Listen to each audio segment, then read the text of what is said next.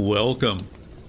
And we are now looking at principle number 12 that we find in this book titled A Miracle That Changed the World, the 5,000-Year Leap. And so here we are. Principle number 12. The United States of America shall be a republic. This principle is highlighted in the Pledge of Allegiance when it says, "I pledge allegiance to the flag of the United States of America and to the republic for which it, the flag, stands." There are many reasons why the founders wanted a republican form of government rather than a democracy. Theoretically, a democracy requires the full participation of the masses of the people in the legislative or discussion-making processes of the government. This has never worked because the people become so occupied with their daily tasks that they will not properly study the issues, nor will they take the time to participate in extensive hearings before the vote is taken. The Greeks tried to use democratic mass participation in the government of their city-states, and each time it ended in tyranny. New topic. A democracy and a republic compared. A democracy becomes increasingly unwieldy and inefficient as the population grows. A republic, on the other hand, governs through elected representatives and can be expanded indefinitely. James Madison contrasted these two systems when he wrote this: democracies have ever been spectacles of turbulence and contention, have ever been found incompatible with personal security or the rights of property, and have in general been as short in their lives as they have been violent in their deaths. A republic, by which I mean a government in which the scheme of representation takes place, opens a different prospect and promises the cure for which we are seeking. Madison later went on to point out how an expanding country like the United States could not possibly confine itself to the limitations of a democracy, but must rely upon a representative or republican form of government to protect the ever-expanding interests of its people. He said, "In a democracy, the people meet and exercise the government in person. In a republic, they assemble and administer it by their representatives and agents. A democracy, consequently, must be confined to a small spot. A republic may be extended over a large region." New topic. A republic defined. To make his position completely clear, Madison offered a concise definition of a republic as follows: we may define a republic to be a government which derives all its powers directly or indirectly from the great body of the people, and is administered by persons holding their offices during pleasure for a limited period, or during good behavior. It is essential to such a government that it be derived from the great body of the society, not from an inconsiderable proportion or a favored class of it. Otherwise, a handful of tyrannical nobles exercising their oppressions by a delegation of their powers might aspire to the rank of republicans and claim for their government the honorable title of republic. New topic: modern emphasis on democracy. During the early 1900s, an ideological war erupted, and the word democracy became one of the casualties. Today, the average American uses the term democracy to describe America's traditional constitutional republic, but technically speaking, it is not. The founders had hoped that their descendants would maintain a clear distinction between a democracy and a republic. The creation of the current confusion developed as a result of a new movement in the United States. Approximately 100 people met in New York in 1905 and organized what they called the Intercollegiate Socialist Society, ISS. Chapters were established on more than 60 college and university campuses coast to coast. In time, the co-directors of the movement became Harry W. Landler and Norman Thomas.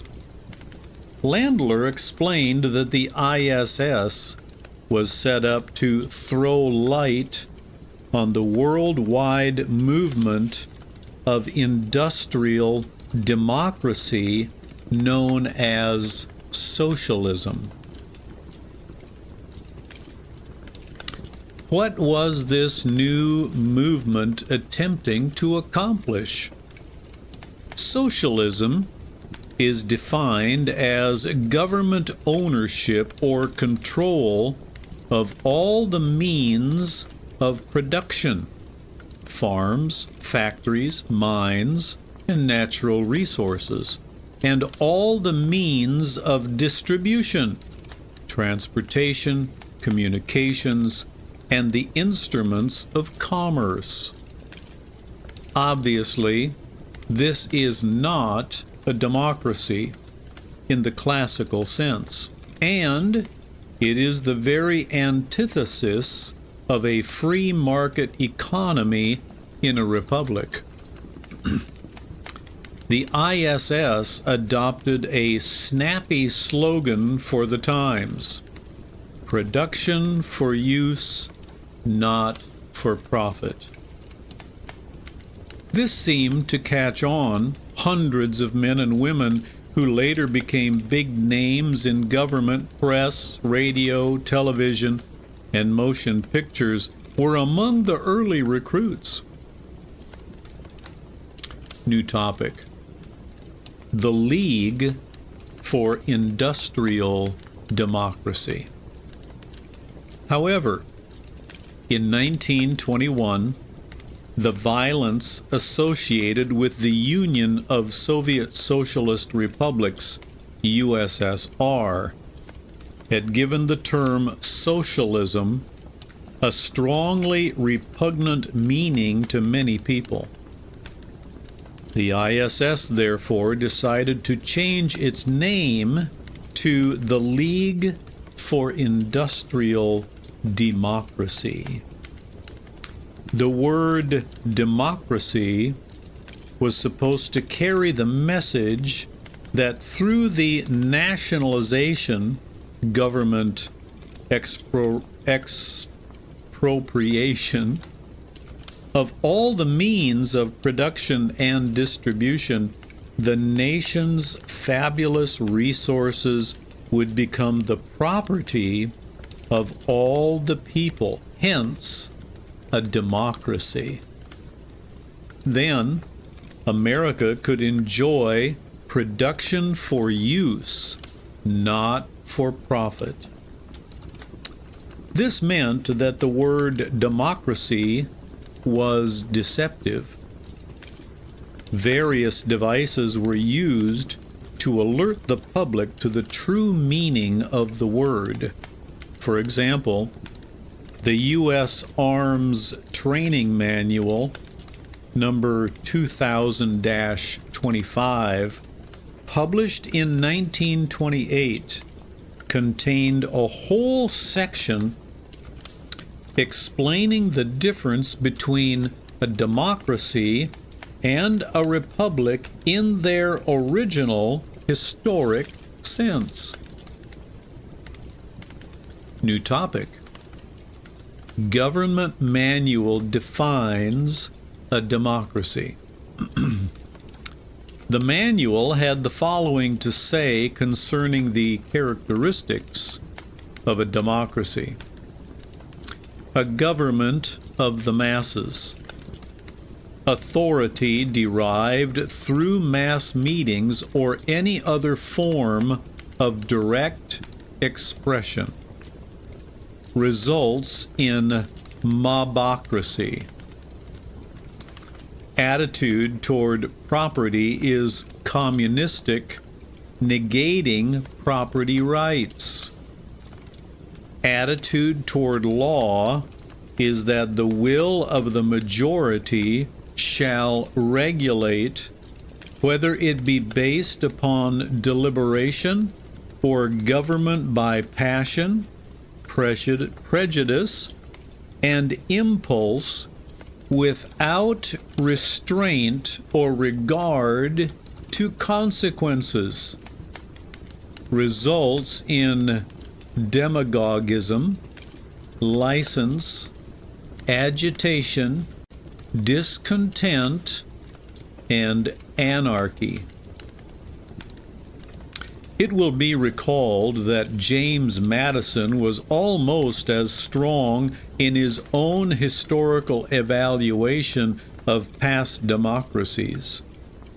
His words, as indicated above, were, and I quote, "Democracies have ever been spectacles of turbulence and contention, have ever been found incompatible with personal security or the rights of property, and have in general been as short in their lives as they have been violent in their deaths." New topic. Government manual defines a republic. The government manual then proceeded to outline the characteristics of a republic, which all of the founders had vigorously recommended over a pure democracy or any other form of government. Authority is derived through the election by the people of public officials best fitted to represent them. Attitude toward property is respect for laws and individual rights and a sensible economic procedure. Attitude toward law is the administration of justice in accord with fixed principles and established evidence with a strict regard for consequences. a great number of citizens and extent of territory may be brought within its compass. Avoids the dangerous extreme of either tyranny or mobocracy. Results in statesmanship, liberty, reason, justice, contentment, and progress. James Madison, as we mentioned earlier, had defined a republic along the same lines, and I quote, "We may define a republic to be a government which derives all its powers directly or indirectly from the great body of the people, and is administered by persons holding their offices during the people's pleasure for a limited period or during good behavior." New topic. Identifying the United States as a democracy. In spite of these efforts to clarify the difference between a democracy and a republic, the United States began to be consistently identified in both the press and the school books as a democracy. President Wilson helped contribute to the confusion when he identified World War I as the effort of the Allied forces to make the world safe for democracy. President Wilson had surrounded himself with many of the early recruits to the ISS movement, and these may have encouraged the adoption of this slogan, just as they later changed the name of their ISS organization to the League for Industrial Democracy. A review of the roster of early ISS members will also reveal that by the 1930s, the more brilliant younger leaders of the movement from World War I days had risen to some of the most prestigious positions in politics, press, publishing houses, radio, academic circles, teacher training colleges, the National Council of Churches, and just about every other major center of opinion-molding influences. However, the intellectual development of the ISS members had not followed the same line of maturation. Some wanted the new United States democracy to become a socialist state with the people's consent, democratic socialism. Others wanted a mixed system of part socialism, part free enterprise. Some were becoming disillusioned and had started swinging back to the founders' traditional formula. A few had become enamored with the seizure of power by force and violence and had become leaders in the Communist Party movement. Nevertheless, all of them continued to refer to the United States as a democracy. New topic. Democracy loses its identification with socialism. Following World War II, an interesting semantic translation began to take place in the American mind with reference to the use of the word democracy. To begin with, the communists, the National Socialists of Germany, and the Democratic socialists throughout the rest of Europe had all misused the word democracy to the point where it had become virtually meaningless as a descriptive term. As a euphemism for socialism, the word had become totally innocuous. Furthermore, socialism, whether spelled with a capital or small s, had lost its luster. All over the world, socialist nationals, both democratic and communistic, were drifting into deep trouble. All of them were verging on economic collapse in spite of tens of billions of dollars provided by the United States to prop them up. Some had acquired a notorious and abhorrent reputation because of the violence, torture, starvation, and concentration camp tactics they had used against their own civilian population. All over the world, socialism had begun to emerge as an adjunct failure formula. To the extent it was tried in America without ever being called socialism, it had created colossal problems which the Founding Fathers' formula would have avoided. All of this created a subtle change in the American mindset. People continued referring to the United States as a democracy, but mentally they had begun to equate democracy with the traditional constitutional republic. It became popular to refer to American democracy as though it were quite different from everybody else's kind of democracy.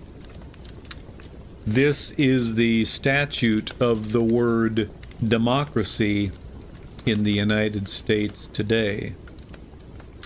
The majority of the people are instinctively leaning more and more toward the fundamental thinking of the founders.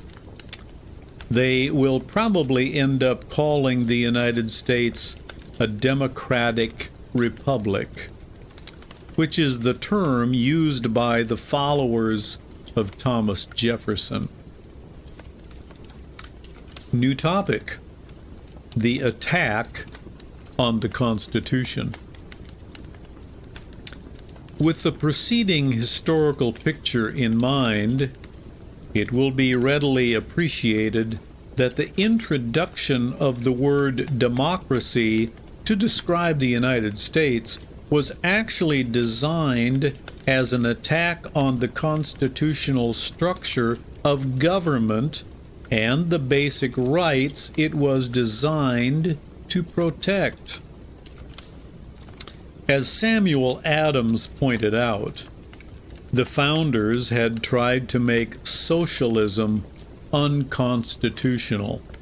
Therefore, to adopt socialism, respect and support for traditional constitutionalism had to be eroded and then emasculated.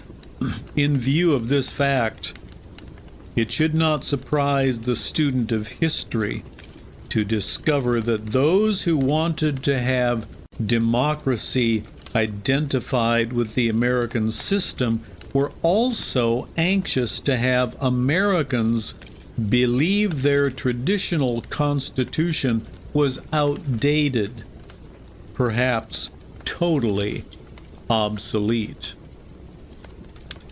In this author's college days, it was popular in political science and economics classes to point out that the Constitution was written some 2 centuries ago by a people who were about 95% farmers. Now they would say we live in an industrial society, and the needs of the people can no longer be accommodated under the archaic system provided under the U.S. Constitution. Not only certain teachers express this opinion, I'm trying to find my mouse. Not only, where am I? But this does raise an important question. No doubt, our economic and social circumstances have changed tremendously since the days of the founders. Has this made the Constitution obsolete? In the next chapter, we will address this question.